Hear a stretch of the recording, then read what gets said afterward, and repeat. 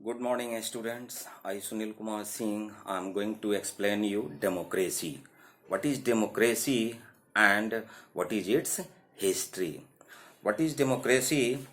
Democracy means a form of government where the people govern themselves directly or through their elected representatives. India is the largest democracy in the world. So there are two types of democracy, direct democracy and the representative democracy. What is direct democracy? Direct democracy is a form of government in which people vote to make their own rules and laws. As nation states or countries began to emerge, direct democracy gave way to representative democracy.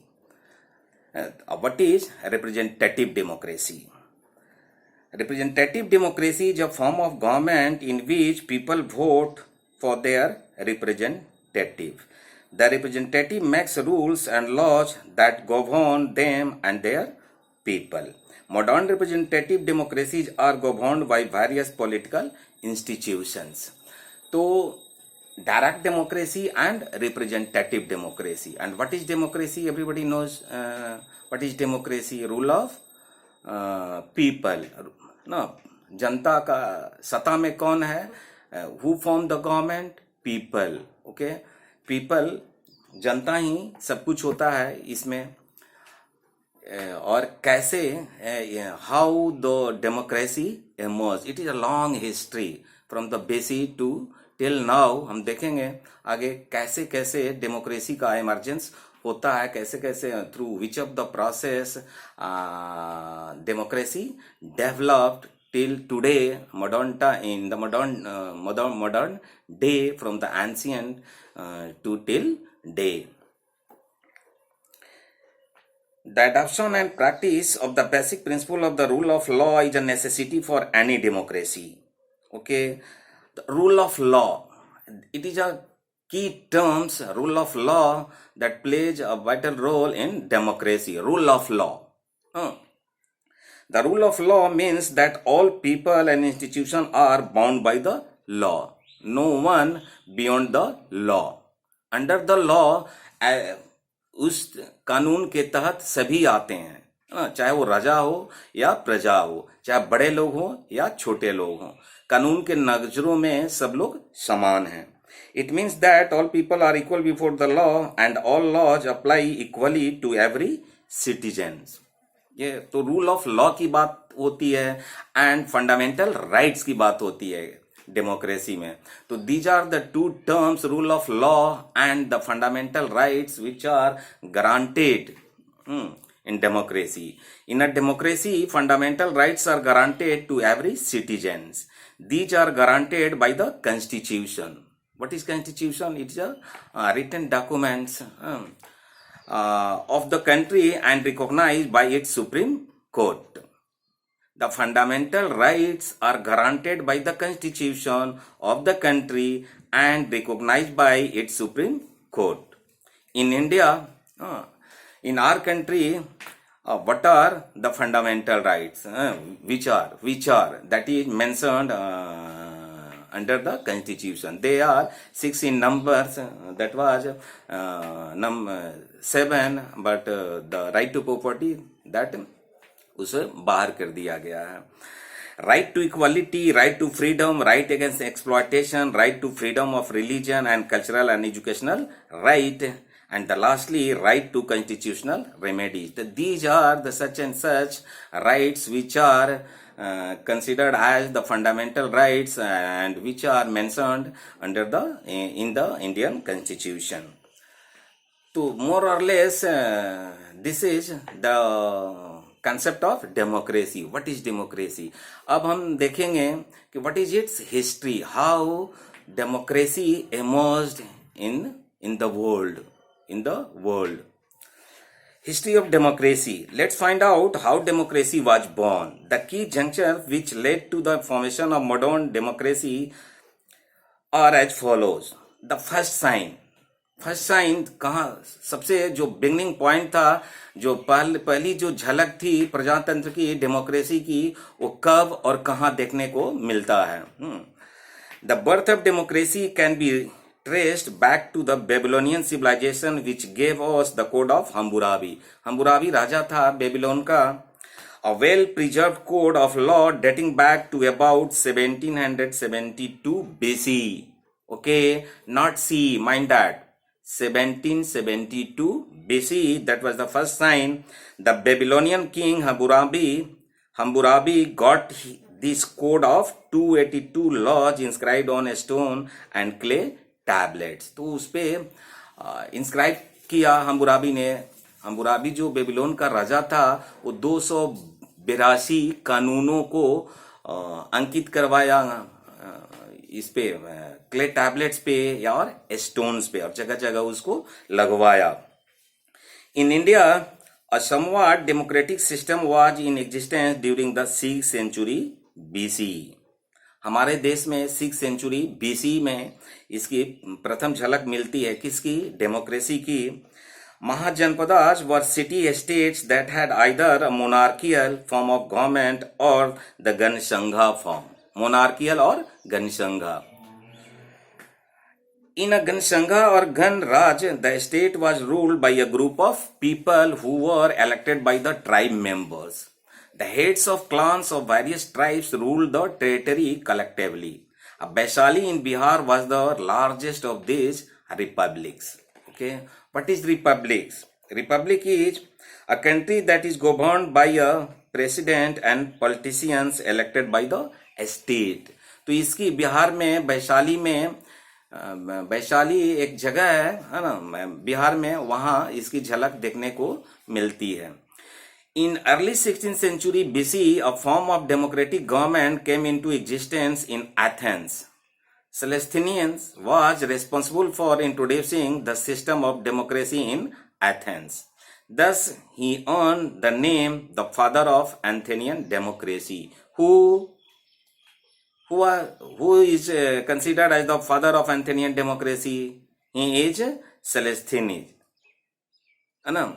उसे वहाँ का democracy का जनक माना जाता है, पिता माना जाता है, father of democracy.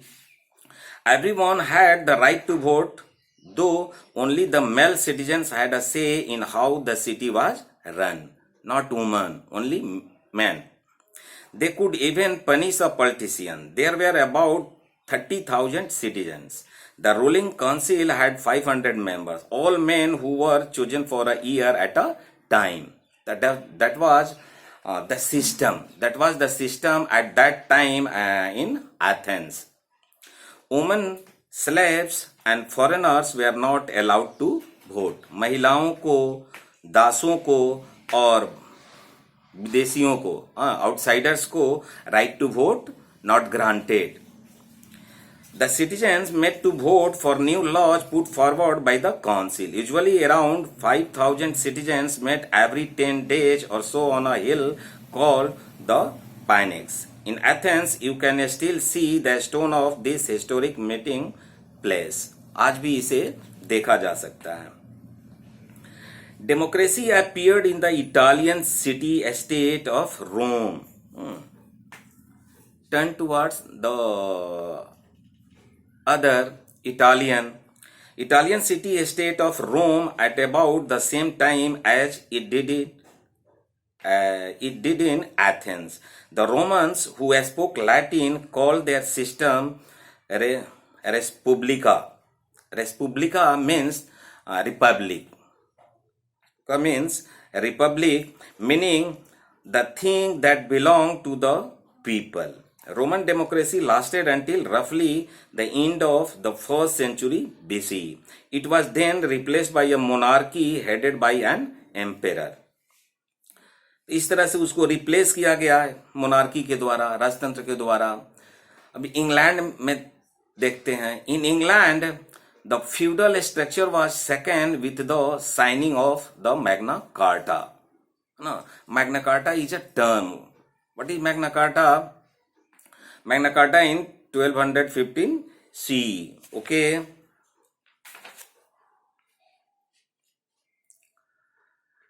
King John was forced by his barons to sign this document. उस डॉक्यूमेंट पे साइन करने के लिए बैरन्स के द्वारा राजा जॉन किंग को फोर्स किया गया, barons signed this document. It stated that a king had to follow the laws of the land. यानी राजा को भी उस नियम को के तहत आना होगा और उनको भी पालन करना होगा. The civil rights of the individual were guaranteed by it. तो मैग्ना कार्टा के द्वारा राजा को कंट्रोल किया गया and the king was forced to sign on Magna Carta. A man couldn't be arrested. Okay, इसमें क्या है, मैग्ना कार्टा में क्या है? A man couldn't be arrested, imprisoned, nor have his possession taken away except by the judgment of his equals or the law of the land. The Magna Carta established that the people of England couldn't limit the powers of the king if he was doing things that were not good for the country. This Council of Barons checked the king's powers at that time. They laid the foundation for the parliamentary type of government. तो वहाँ Magna carta पे sign करने के बाद प्रजातंत्र की पहली शुरुआत होती है. कब? इन 1215 CE 1215 ईस्वी में मैग्ना कार्टा पे राजा को साइन करने के लिए बाध्य किया जाता है. एंड ऑफ द फ्यूडलिज्म, सामंतवाद का अंत. During the 14th century CE, feudalism came to an end in Europe. Nation states, nationalism and representative democracy began to emerge. Feudalism Europe में 14वीं सदी के बाद, after the 14th century, feudalism finished and replaced by the nation state or nationalism or representative democracy. Democratic values started development in different parts of Europe. तो England में आपने देखा कि वहाँ मैग्ना कार्टा पे साइन करने के बाद और यूरोप के दूसरे पार्ट में भी डेमोक्रेसी की शुरुआत होने लगी. The renaissance. What is renaissance? Renaissance means rebirth. Renaissance means rebirth. During the 1400, Western civilization changed significantly. Historians call this the Renaissance era. और इतिहासकार इस पीरियड को क्या कहते हैं? रेनाइसेंस. ना, Renaissance meaning rebirth. The beginning of the Renaissance is often dated from 1453 CE when Constantinople fell. This drove scholars with knowledge of Greek and Roman learning westwards. There was development in education. शिक्षा में वृद्धि होती है. Science and cultural sphere, education, science, इस सब का विकास होता है. Logic, reasoning, like that. Political awareness also developed, leading to the birth of city-states like Venice, Florence and Lucca in Italy. और इसके चलते इन नए नए नगरों का विकास होता है. The provinces boasted of republican form of government which was controlled by guilds of merchants and traders. Elections were held to appoint leaders for limited periods of time. और इलेक्शन की शुरुआत होती है for the limited period, not for ever. In 1628 CE, the Petition of Rights checked the powers of the king further.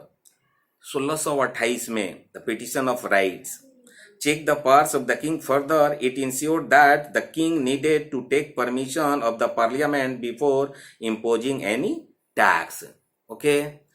तो राजा को भी बात किया गया कि राजा ऐसे टैक्स इम्पोज नहीं कर सकता है. Before imposing the taxes there is a need to take permission from the parliament और द लेजिस्लेटिव बॉडीज. ओके, वो नहीं कि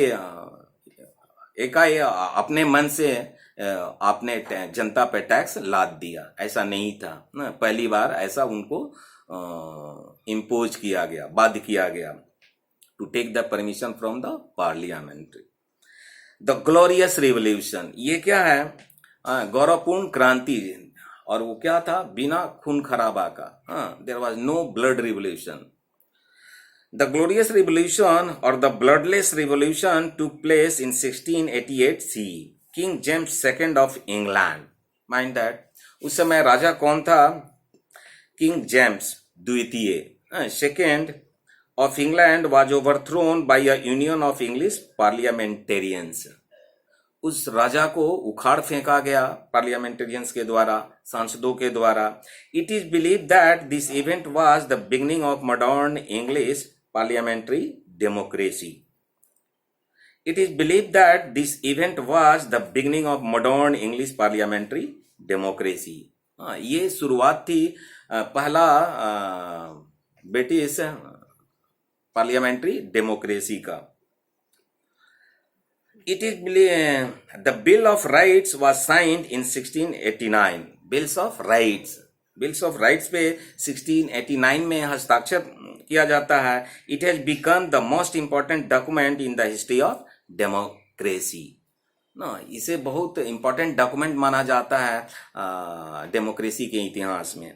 It put an end to the absolute power of the king, gave freedom of speech and expression, and made the king accountable to an elected body of the representatives. तो इस bill of right के द्वारा राजा को क्या किया गया? Accountable बनाया गया। अकाउंटेबल, उत्तरदायी, रेस्पॉन्सिबल। ओके, अब वो फ्री नहीं रहे। एंड पब्लिक को freedom of speech and expression मिला, बोलने की आजादी, स्वतंत्रता, स्पीच एंड एक्सप्रेशन। इसके बाद हम अमेरिकन रिवॉल्यूशन की बात करेंगे। The American revolution, American revolutionary war, the American revolutionary war also known as the American war of independence, that was fought between the British Crown and its colonies in North America from 1775 to 1783 CE. तो American जो क्रांति होती है, 13 जो वहाँ colony थे, British गोरों का वहाँ पे कॉलोनी था, राज था। The eventual outcome was recognition of independence of 13 southernmost colonies, as well as the sparsely settled territories to the west of Mississippi River with the help of France. It also led to writing of the Declaration of Independence, which is a landmark in the history of democracy. ये landmark समझा जाता है। वो क्या? Declaration of Independence, American, that was the first sign. Okay, America ही पहला विश्व में देश था जो आजाद हुआ और अपना पहला रिटेन उसका कॉन्स्टिट्यूशन हुआ। America became a federal government based on division of power and adopted a written constitution in 1789. It was the first country to get a written constitution in the world. Okay. In 1792, the Bill of Rights was passed. और 1792 में Bill of Rights को पास किया जाता है। It had provision for an elected government and also granted the citizens certain rights under the laws. ठीक है। The 15th Amendment of the U.S. Constitution granted men regardless of race the right to vote. It was ratified on 3rd February 1870. The 19th Amendment of the Constitution of the United States gave women the right to vote in 1920.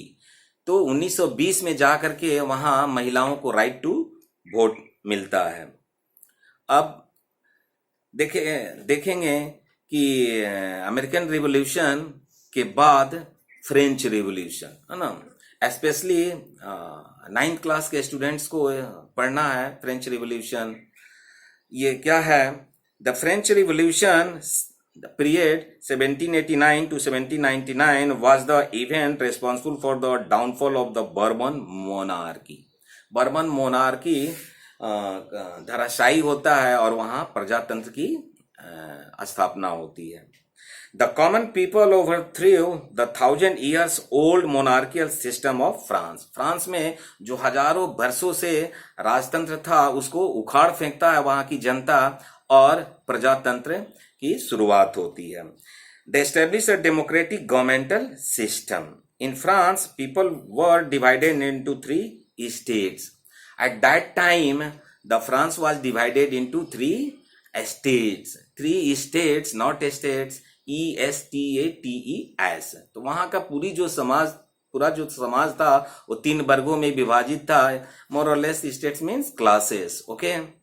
The first state was clergy, and the second was nobility, and the third was common people, commoners, आम जनता. The first and the second state had all the right and privileges. The economic burden fell completely on the third state. Okay. तो जो tax का जो बोझ था, tax के भार से लदे जा रहे थे, ये वो थे third state. And first and second जो स्टेट था, ये जो दोनों जो वर्ग थे ऊपर वाले, पादरी वर्ग और नोबिलिटी वर्ग, ये टैक्स से फ्री थे, है ना. ये इनको टैक्स नहीं देना होता था. The third state, they had to pay heavy taxes and didn't receive any privileges. Tax तो देते थे लेकिन सुविधा से वंचित थे. सारी सुविधा, सुख सुविधाओं से संपन्न होते थे वो दोनों वर्ग, the clergy and nobility, the पादरी. This exploitation led to the French revolution. यही कारण था कि इसी शोषण से, इसी भार से वो पीड़ित थे, परेशान थे, the commoners, the third states. That's why क्रांति वहां पे हुई. Liberty, equality and fraternity was the motto of the French revolution. ये उसका मेन ऑब्जेक्टिव था, मेन गोल था, मेन मोटो था. On 17 June 1789, the third state declared itself as the National Assembly and adopted the Declaration of the Rights of Man and Citizens in August 1789. तो जो third state था वो क्या करता है, नेशनल असेंबली डिक्लेयर करता है और उसमें क्या एडॉप्ट करता है, declaration of the rights of man and citizen, when in 1789. According to it, all men are born equal and free. सभी आजाद हैं, सभी फ्री हैं और ऑल मेन आर इक्वल. कोई बड़ा, है ना, कोई छोटा बड़ा नहीं है. In 1791, a constitution framed by the people came into force. और 1791 में वहां की जनता अपना कॉन्स्टिट्यूशन बनाती है, which came into force. It marked the end of the absolute monarchy. तो उस तरह वहां से एब्सोल्यूट मोनार्की को खात्मा होता है. And establish self government by the people. After 1791, self government started and the absolute monarchy ended. The French Revolution recognized people as the supreme power and acted as a turning point in the history of democracy. Okay, तो इस तरह से वहाँ क्या होता है, supreme power and acted as a turning point in the history of democracy. तो democracy की शुरुआत होती है और वहां से एक टर्निंग पॉइंट जन्म लेता है. Democracy in the 19th and the 20th century. Okay, अब देखेंगे कि 19वीं और 20वीं शताब्दी में डेमोक्रेसी का क्या हालात था. By the end of the 19th century, different revolutions burst out in various parts of the world. विश्व के भिन्न भिन्न जगहों में इस तरह की क्रांति हो रही थी. जो अमेरिका में हुआ, फ्रांस में हुआ, फ्रांस के देखा देखी और यूरोपियन राज्यों में भी होने लगा. इसलिए कि जनता जनार्दन उस भार से, उस शोषण से दबे जा रहे थे. They ensured more rights for the people and the greater participation in the government. Power sharing की बात कर एमर्ज होता है. That power only centralized and utilized by the one person, and that was the king. Powers of the king were limited and legislative bodies and constitution of various forms were adopted. तो राजा के power को सीमित किया गया और constitution को adopt किया गया.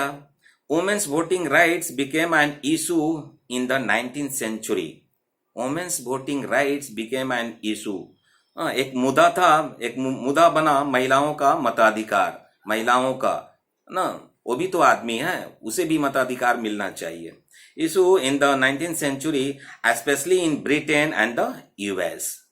तो इस तरह ब्रिटेन में और यूएस में women voting right that was became an issue. Women demanded the right to vote through women's suffrage movement. तो वह महिला आंदोलन होने लगा, महिलाएं भी क्रांति करने लगी अपने मताधिकार के लिए, वो कंसस हो गई politically. The 20th century saw world wide support for democracy. इस तरह 20वीं सदी में the whole 20th century democracy का वर्ल्ड वाइड एक झलक मिलता है. Independence of colonies and democracy. अब हम देखेंगे कि कैसे जो देश कॉलोनाइज थे, जो कॉलोनी थे, वे कैसे आंदोलनरत हुए और आज़ादी की मांग करने लगे. During the second half of the 20th century, most colonies in South America, Asia and Africa gained independence from their European colonizers. What is colonizers? Colonizer means the developed countries which control other developing countries by force. Developing country को जो विकासशील जो देश थे, वो विकसित देशों द्वारा क्या किए गए थे? फोर्सली कंट्रोल एंड रूल्ड ना. Such as India. India was a colony before 1947 under the colonial rule of Britishers. Like that these countries established nationalist government, many of which were democratic in nature. Some of our neighbors like Pakistan, Bangladesh, Myanmar and Sri Lanka experimented with dictatorship and military forms of the government along with democracy. ऐसा नहीं. India में देखिए, जो हमारा देश भारत, वो एक प्रजातंत्र का बहुत बेस्ट उदाहरण प्रस्तुत करता है. वर्ल्ड के जो अन्य देश हैं हमारे देश को फॉलो करते हैं, लेकिन हमारे जो पड़ोसी देश हैं, वो नेपाल राजतंत्र, पाकिस्तान द मिलिट्री, म्यांमार ना, म्यांमार, श्रीलंका तो आप पढ़े, Sri Lanka and Belgium in class 10th देखिए. तो India and democracy.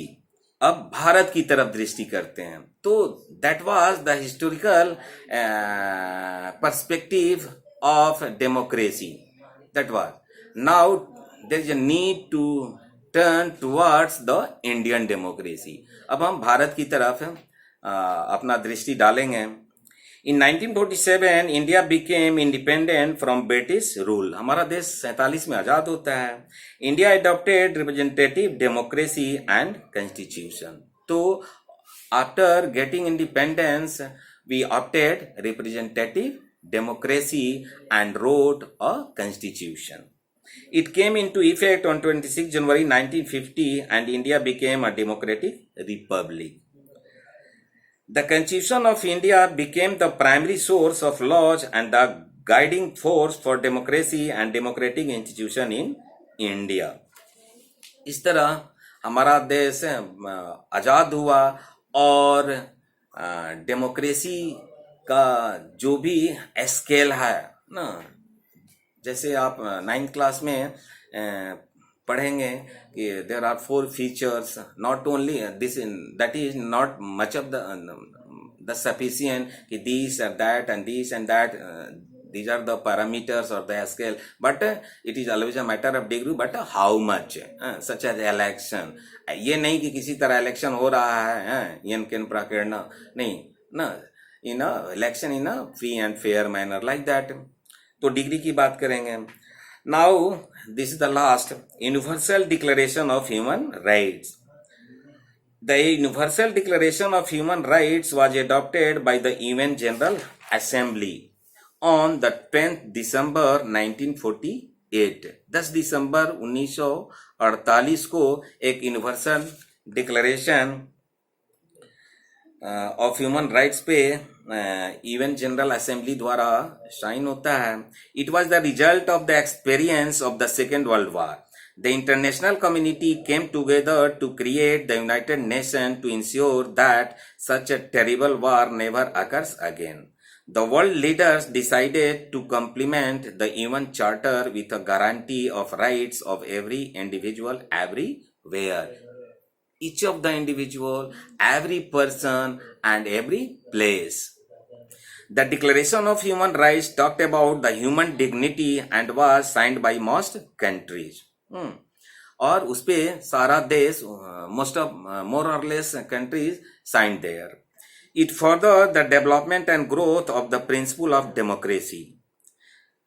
Events leading to the growth of democracy are you can conclude. तो हमने आज क्या पढ़ा कि what is democracy and what is its history. How democracy developed or emerged, through which of the process, through which of the stages from the ancient time to till now at the modern time. Let's start the date and events. I'm going to conclude that the history of democracy, the development of history, developmental history of democracy. That was the first sign. 1772 Basic Code of Hammurabi, that was written there. Law की बात होती है. The number was there. Okay, that was inscribed on the pillars and the clay tablet. The 6th century BC, the Gansanga of India. Okay, 500 BC, the ancient Greece. Okay, 510 to 100 BC Roman Republic. 1215 that was the Magna Carta, signing of Magna Carta, England. And 1453 CE Renaissance, formation of the city state. And 1688 CE Glorious Revolution, Gaurapurn Kranti, bloodless revolutions, rebirth, Renaissance. And 1775 to 1783 the American Revolution. 1789 1799 the French Revolution. And the 20th century the decolonization and freedom movement in South America, Asia, and as well as Africa. And the lastly the 1948 the adoption of the Universal Declaration of Human Rights by the UN. तो इस तरह प्रजातंत्र क्या है, प्रजातंत्र का इतिहास क्या रहा है, इसमें बताने की हमने पूरी प्रयास किया. और ये प्रजातंत्र it is a central subject matter in civics that you have to study being a student from class 6 to 10, and especially the student of 9th and 10th, that you have to be read the Democratic Politics Part 1 in class 9th and Democratic Politics Part 2 in class 10th. तो इस lecture को कंससली आप सुनेंगे और फिर assignment which I am going to provide you, try to understand. Okay, thank you.